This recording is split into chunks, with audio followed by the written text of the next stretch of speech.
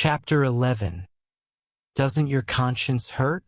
The moment Hishan mentioned that his fainting spell had something to do with the mirror, Tran Sie's heart skipped a beat. He suddenly recalled last night's game. The thing inside the mirror had been blocked by the teddy bear and failed to come out. Now, judging from what Hishan described, it was very possible that the monster hadn't left at all, and was still hiding inside the mirror in the haunted house. Boss, is this some new attraction in the haunted house? How come I didn't know about it? Suwon walked over, while countless suspicious gazes turned toward Tran Sie. The current situation was putting him in an awkward position. He obviously couldn't just tell everyone there was a real ghost inside and that anyone unafraid of death was welcome to enter. If he actually did that, not only would the haunted house be shut down, he himself might end up dragged into a psychiatric hospital. You could say it's a new attraction, Tran Sie answered vaguely. I already showed the main content in last night's short video, but I should warn everyone, without a professional guide nearby, it's best not to try this casually. He patted Hishan lightly on the shoulder. And if you insist on playing anyway, you'll probably end up like this brother here. Clearing his throat, he continued, All right then, anyone else interested in giving it a try? Don't be scared. Minor accidents are unavoidable in haunted houses. That's what makes them exciting. Exciting my ass. Someone literally got scared unconscious in there. Going inside your haunted house is basically signing our own death warrants. Exactly. Forget the phone repair compensation. I just beg you not to upload videos like that online in the middle of the night anymore. Nope, nope, nope, goodbye. The moment Tran Sie finished speaking, the crowd collectively backed away several steps. He forced a bitter smile. It's really not that scary.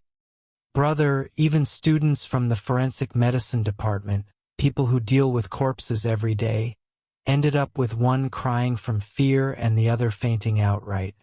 And you still say your haunted house isn't scary? Are you lying to yourself? Doesn't your conscience hurt? Seriously, man. Try being a little more honest. The endless chatter from the surrounding tourists left Tran Sie speechless. Back then, when the haunted house wasn't scary enough, not a single customer came. Now that it was scary, he had apparently overdone it so badly that it backfired. You all came from so far away just to stand outside the entrance? Tran Sie tried persuading them. Since you're already here, why not challenge yourselves a little? Experiencing some excitement and fear once in a while is good for blood circulation too. You sure know how to talk, the owner of the cracked phone replied with a snort. But no matter what you say, I'm not going in. And what nonsense is that about blood circulation? Why don't you just say your haunted house cures cancer too? He waved dismissively and turned to leave. But at that exact moment, a middle-aged man standing nearby suddenly spoke up. His voice was loud, as though he had spent a long time gathering the courage to make this decision. Boss, give me one ticket. Well, damn. Here comes someone who's not afraid of dying. Uncle, think this through carefully. Other haunted houses only want your money. This one wants your life. You're a true warrior, Uncle. Go in with confidence. We'll take care of Auntie and the kids for you. The man looked to be in his 40s, slightly balding. He walked through the crowd, stuffed 10 yuan into Tran Sie's hand, and said, "One admission ticket. Just one? By yourself." Even Tran Sie felt a little admiration for the man. This really was charging forward despite knowing the danger. After taking the money, Transier handed him the ticket and was just about to explain a few precautions when the middle-aged man unexpectedly turned around and walked back the way he came. I know. The man didn't head toward the haunted house at all. Instead, he returned to his original spot, pulled out his phone, and snapped 2 photos of the ticket. Then he uploaded them online. The April weather is wonderful, perfect for going out and having fun. Driven by irresistible courage, I came to the haunted house in the western suburbs today. After the tour, I was truly scared so badly that I broke out in sweat. The surrounding tourists stared blankly. He had stood outside fooling around for 20 whole minutes, bought a ticket, and now that counted as visiting? Before anyone could even complain, likes and comments already started appearing beneath the post. Shaoli, HR department. Brother Zhang, you're scared of mice? And you still dared enter a haunted house? You're incredible. Wang Dayo, assembly worker. If old Zhang dared go in, this haunted house must be for little kids. Smirking emoji. Wife. Get home and cook dinner already. Wang Jing, precious daughter. Ha ha ha, Dad. Everyone already knows how tiny your courage is. Stop struggling uselessly, QAQ. The balding uncle didn't argue with any of them. He simply smiled while replying to every comment one by one. You should all come try it yourselves. Your courage is definitely bigger than mine, so I'm sure you won't find it scary. His actions left the nearby tourists staring at each other in stunned silence. Uncle, you're playing some deep psychological warfare here, the cracked phone guy muttered.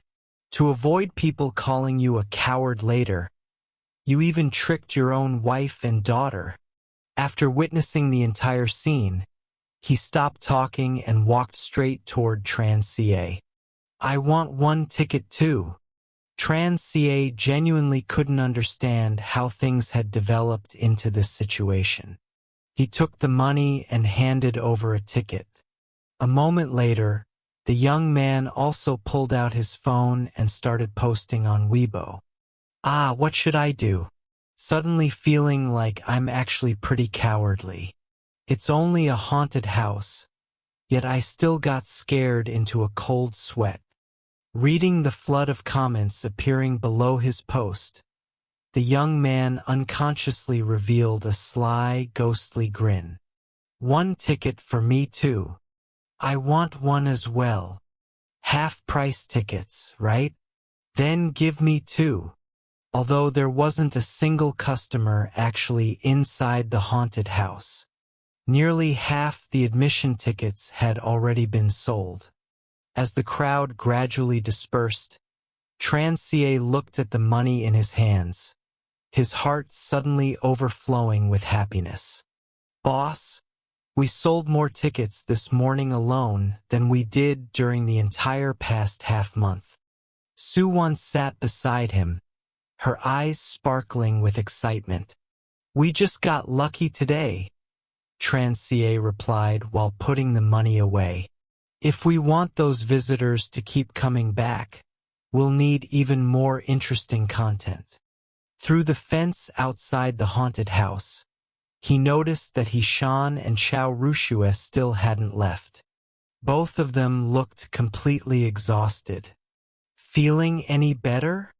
Transier walked over with 2 bottles of water. To be honest, today's ticket sales were largely thanks to these 2. Yeah. Sorry for causing trouble. Hishan sat awkwardly on the steps. Beside him, Chao Rushue's face remained slightly pale.